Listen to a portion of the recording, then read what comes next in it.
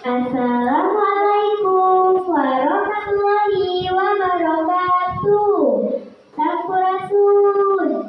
Halo Sobat Literasi, perkenalkan saya Lulus Nuri Najmi, siswi kelas 6 dari UPTD SDN 2 Pujangsari, Kecamatan Langgeng, Kota Banjar.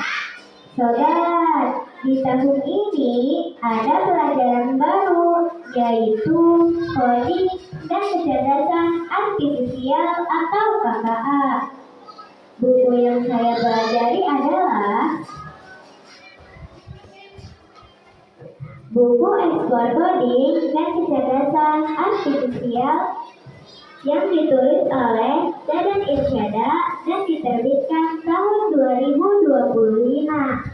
Dalam pengantar buku ini dijelaskan bahwa tujuan belajar KKA adalah untuk meningkatkan literasi digital, mulai sekolah dasar sebagai kemampuan yang harus dimiliki generasi muda.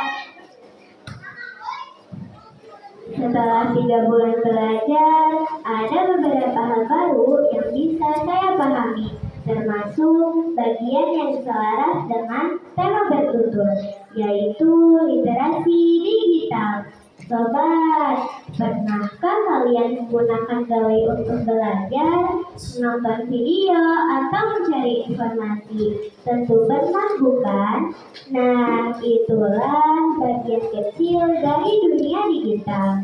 Dunia yang serba cepat, canggih, dan terhubung lewat internet.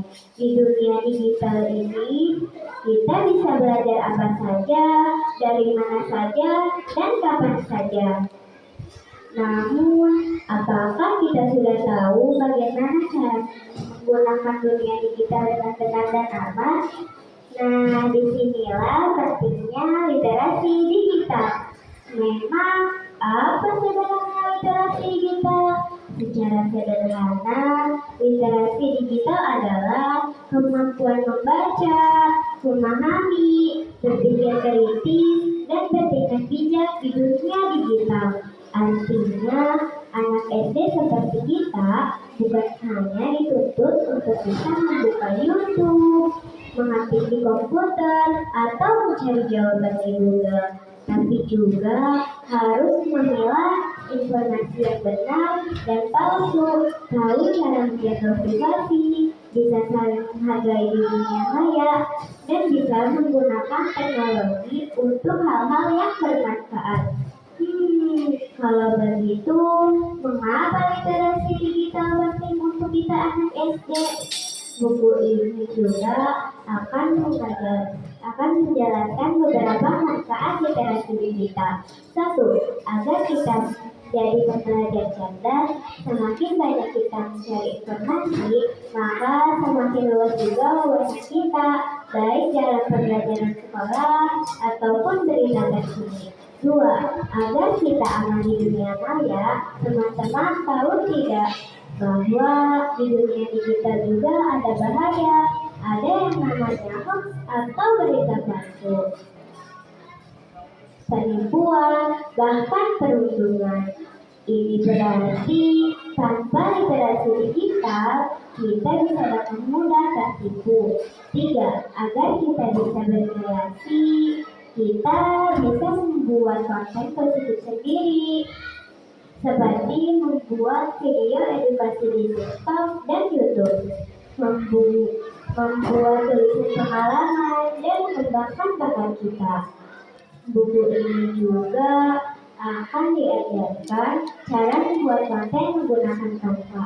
Namun, teman-teman, bagi kita anak SD menjadi anak yang cakap digital tentunya tidak selalu mudah. Ada beberapa tantangan yang mungkin kita temui. 1. Terlalu banyak waktu menatap layar. Selain tidak baik untuk mata, kita bisa jadi kurang berinteraksi dan beraktivitas bersama. Bahkan bisa menjadi kecanduan. 2. Akan banyak informasi di luar dunia anak-anak yang kita temui. 3. Bisa tertular bahasa, perilaku, dan kebiasaan yang tidak baik bagi kita. Lantas, apa saja yang bisa kita lakukan? Menurut saya, di usia kita cukup menggunakan teknologi untuk belajar dan hiburan sesuai kebutuhan. Satu, gunakan teknologi untuk belajar dan kebaikan. Gunakan HP atau laptop untuk hal-hal yang bermanfaat. Membaca buku digital, menonton video pembelajaran, atau mencari inspirasi untuk tugas sekolah. Dua, selalu cek dan pilih informasi sebelum percaya dan menyebarkan sesuatu. Pikir dulu apakah itu benar dan apakah itu bermanfaat. Kalau ragu, tanya pada guru atau orang tua. Tiga, bersikap santun dan bertanggung jawab. Jadilah anak yang santun di dunia digital dan tidak membawa hal yang tidak baik ke dunia nyata. Setelah membaca buku ini, saya merasa senang karena mendapat banyak wawasan baru terutama tentang literasi digital. Mari kita, anak-anak Indonesia, menjadi generasi cerdas digital, berkarakter kuat, dan siap menghadapi masa depan. Demikian penjelasan dari saya. Salam literasi. Wassalamualaikum warahmatullahi wabarakatuh.